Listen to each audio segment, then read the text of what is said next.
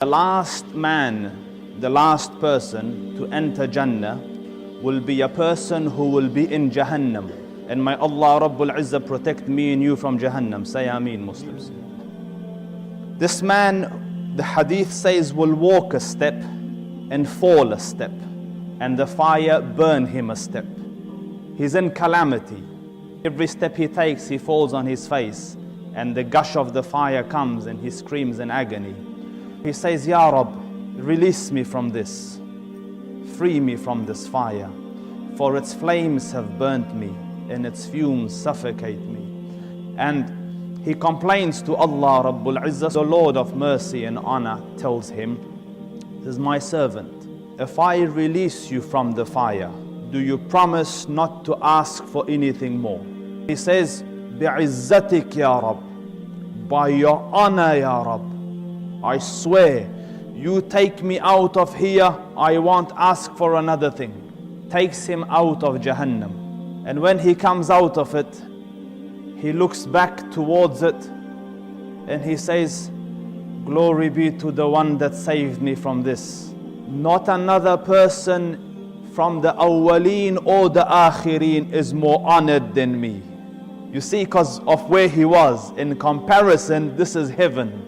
In his mind there is nothing more, no one is more favored than him. He comes outside Jahannam, and then Allah Rabbul Izzah orders for a tree to come out in front of him, and for a spring of water. He's at the gates of Jahannam and he sees water, and understand there's no water in Jahannam. May Allah save me and you from Jahannam. And anytime they ask for a drink, they are given a water that burns the face as they drink it. Water is a rare commodity. When he sees water, he longs for it. But he's promised that he can't ask for anything more. And one of the hadiths says, Ya Rab, oh Allah, not wanting to ask, but at the same time it's too tempting. Then he says, Ya Rab, take me close to that tree and that water, so that I might sit under its shade and drink from its water. Allah Rabbul Izzah says, Ya ibn Adam, ma aghdarak, O son of Adam, how would you break your word? Didn't you promise me that you wouldn't ask for anything anymore? The hadith says Allah Rabbul Izzah excuses him because he's been shown something that he has no patience towards. There's no way he could hold back. Allah Rabbul Izzah knows. When he goes under the tree and drinks from its water and enjoys its shade, another tree bigger and better comes out in front of him near the gates of Jannah, and the stream is running alongside it. He looks at it, and in the hadith, Ya Rab, oh Allah, and then take me to it, Ya Rab, closer to that tree. Allah Rabbul Izzah says, O son of Adam, how you break your word. Didn't you promise? And every time, it's not an ordinary, it says, by your honor, Ya Rab, I won't ask for anything more.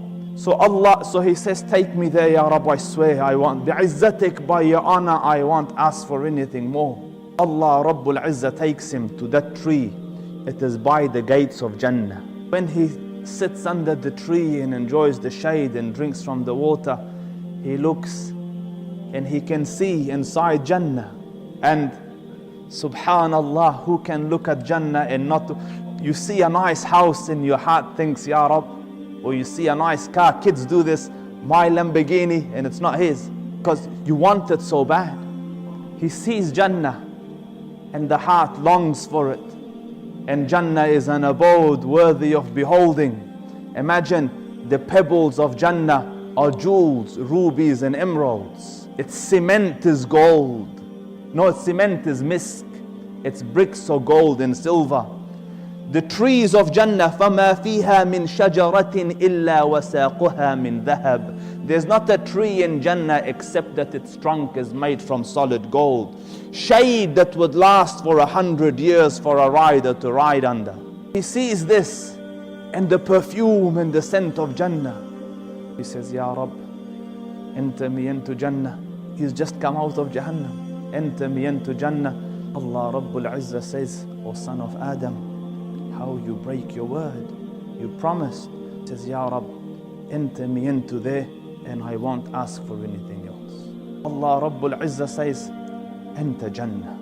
And you know when you come late to a party, all the seats look full because you feel out of place. This man's late to the party. He's late to Jannah. When he enters, he says, all the places are taken. Where do I go? Allah Rabbul Izzah says, my servant, what if I give you, in one of the narrations, what if I give you the size of the kingdom of one of the kings of the dunya? And you look at some of the kings that have passed. Harun al-Rashid used to look at the clouds and say, cloud, rain wherever you want. Its fruits will come to me. Because the bulk of the earth was under his reign. So there were kings like that. What if I give you the kingdom of one of the kings of the dunya? He says, Ya Rab, you make fun of me and you are the Lord of the worlds. You're mocking me and you are Rabbul, I am nothing in you. Ibn Mas'ud, when he's narrating this, laughed. And out of the sunnah of it, I am smiling with it. I asked him, Ya Ibn Mas'ud, why did you laugh? He goes, because the Prophet of Allah laughed. And we asked him, why did you laugh? He said, my Lord laughed when the man said this. Allah Rabbul Izzah said, for you was that. In another hadith, what if I give you the size, a place, the size of the earth? Allah Rabbul Izzah, after he laughs, he says, for you was that. Granted, the size of one of the kingdoms or the size of the earth. وَمِثْلُهُ, and another like it.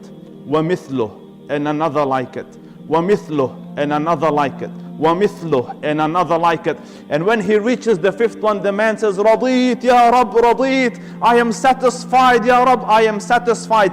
And Sa'id al-Khudri is in the gathering of Abu Hurairah when he's mentioning the hadith. He said, I bear witness that I saw the Prophet say, for you as that, and 10 times like it.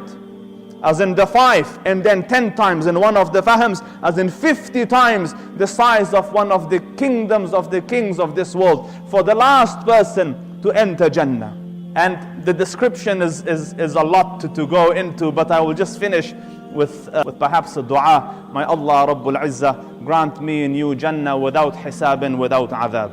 Ya Rab, enter us without hisab and without adhab. Although we are not its ahl, we don't deserve it, but don't judge us by our deeds. Deal with us by your kindness instead of by our deeds.